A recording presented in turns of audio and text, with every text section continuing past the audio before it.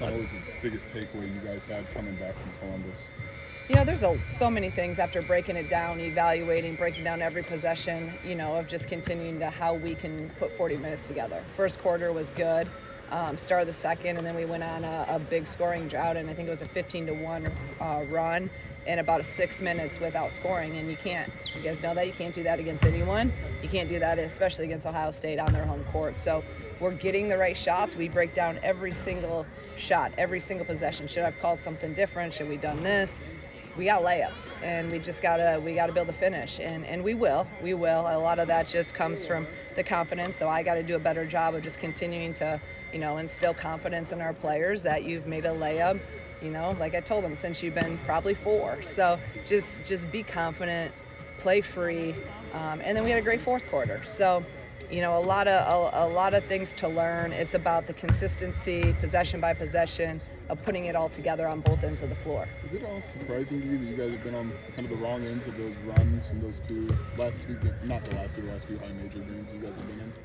I mean, you want to be on the other end, but they're both, again, they're really good teams. And Ohio State's just they're a different monster with how they play and their press. It's different.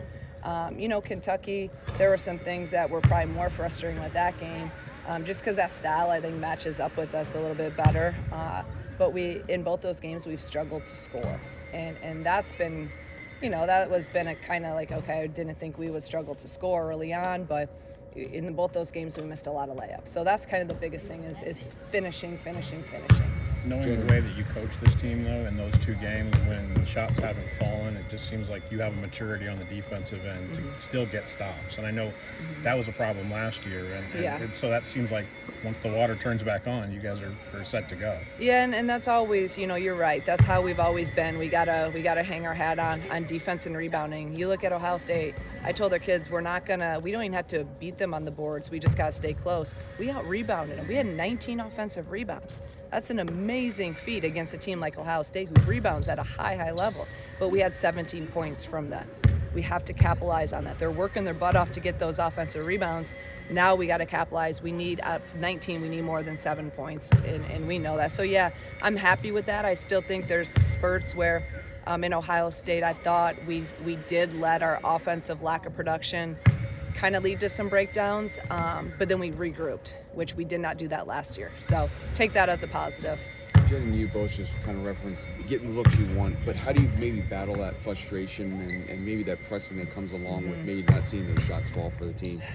That's a great question, and I think a lot of that is just individually, it's the mental piece of it, right? And every player's different with that. And some of them would come to the bench and what am I doing? No, and I don't even want to get too technical. It's a great layup. You're going to make them.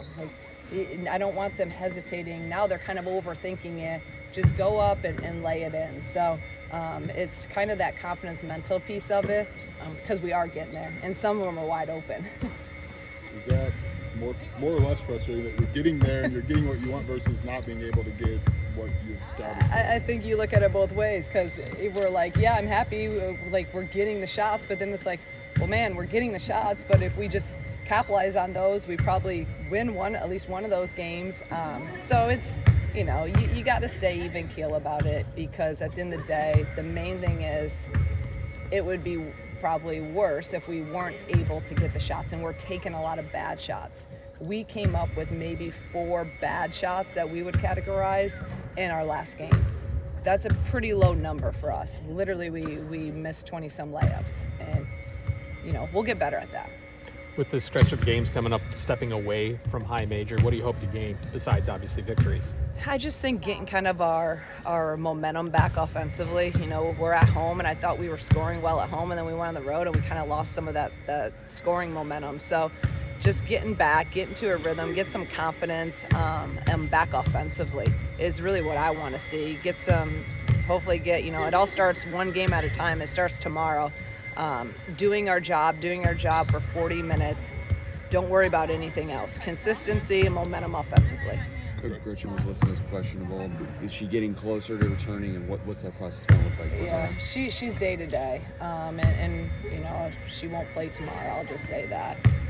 You know, we're really trying to get her feeling and feeling as best as she can for Big Ten play. That's our number one, obviously, priority, right, is conference play. So, and that'll lead to you know, great opportunities to get Barry, who had a great game, I thought, for a first college game and hadn't played in a month, and really did a great job against Ohio State. She'll be able to get a ton of minutes and reps at both the 3 and the 4, which I think is going to be huge for us going into Big Ten play. How impressive was that, just to get her going, or, you know, get Barry out there? And could you maybe not anticipated that, or what you kind of make out of her performance? I knew I was going to play her, and I knew, especially with Gretchen out, that she was probably going to have to play, you know, a lot. So I went into the game wanting to play her early and often. And I said, I was kind of like, it could go one way or another, right? I mean, that first game in your hometown, she had how many people there? You could either get so nervous and really, or you could go out there and just play. And she just went out there and played and was very efficient. I said, I'm so proud of her, and in a big moment, a big game, I thought she played really well. What can that do for you guys to have her available? It's huge. Right now, every healthy body is a blessing, and especially Barry, who's versatile. She can play 3, she can play 4. You know, Bryn and KB right now both of them are logging a ton of minutes, so now Barry can go and I can put her at the 4, we can give KB a break, I can bump Bryn to the 5, and then kind of vice versa. So that Barry being back and her being able to play both positions will give me more flexibility of getting some people some breaks. Jackson seems like she's going to spark off the bench. What have you seen from her since she's been back? I just love how hard she plays. I mean, we had hustle plays and winning plays in our we always do that in our film sessions after games, and it happened to be she's on almost every one of those. I mean, she's diving all over the place, just hustling, you know, not giving up on plays, and that's winning plays, that's winning basketball. And I think that's just continuing to lead to her confidence, her being comfortable out there within our offense, within defensive assignments. I'm just super happy with her progression, her growth. And even for being out a couple weeks, you know, I thought she kind of came back and she picked up right where she left off. Are you liking her evolution on ball in terms of what you're asking her to do? Yeah, I think she's done a great job, you know, both offensively and defensively. Offensively, we've asked her to play some point, and she's going to have to continue to do that. And then she's also been, you know, done a great job off the ball at the 2 guard. And then defensively on the ball, I think she has made huge strides in a short time with her on-the-ball defense and her ability to get through screens. Her and Makira, I think right now, are at an elite level of getting through screens, not getting screened, and that helps our defense so much. We're not having to show as much. Some of that pitch-back action and all that, we're not getting hurt on as badly because of those two's ability to get over screens. As frustrating as the Kentucky and Ohio State games were, and I noticed on post-game radio how frustrating you sounded, if I flipped it and you guys weren't getting stops, would it be even more confusing and frustrating for you and your staff right now? Definitely, because that's something that we can control. Right. And we say that all the time, control the controllables. You can control your defense, you can control your effort, you can control your attitude, you can control your rebounding, your discipline to get bodies on people. So those are controllables. And I'm really proud of our maturity and growth defensively and our consistency in that. Much better job as opposed to last year. Last year, as you guys know, we were way more inconsistent on that end. The offense will come and go. Defense travels. So yeah, and again, I even told our team that, you know, you look, we lost 2 games. We're 7-2. You know, by different matters, we're a top 25 to 30 team. You know, and we lost those games not shooting well, playing pretty solid defense, and again, not on our home court. So if you look at it from like the whole picture, and I gotta kind of do that sometimes because you get so frustrated and, you know, and the little things, we're in a pretty good spot. You know, again, our 2 losses have come to 2 of the best teams in the country. So now we got to continue it one at a time. But I think overall, we're in the spot that I probably, you know, would have even thought we'd be at. We only lost one of those tough non-conference games, so we beat the Florida State. So I'm happy with where we're at. Obviously, I want to be undefeated, but Sure. we keep learning, keep getting better.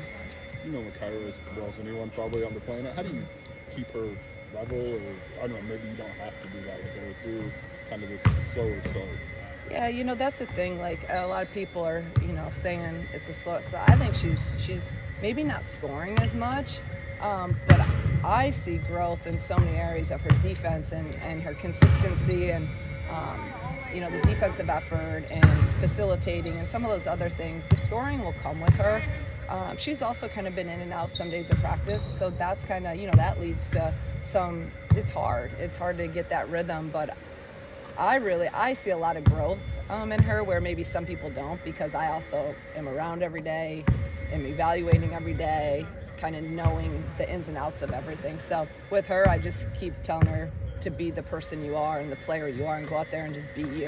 I'm trying not to put too much pressure on her. She's one of the best players in the country, and it'll all come, and until then you just keep defending and keep being a leader and keep working your butt off. So I'm super happy with where she's at.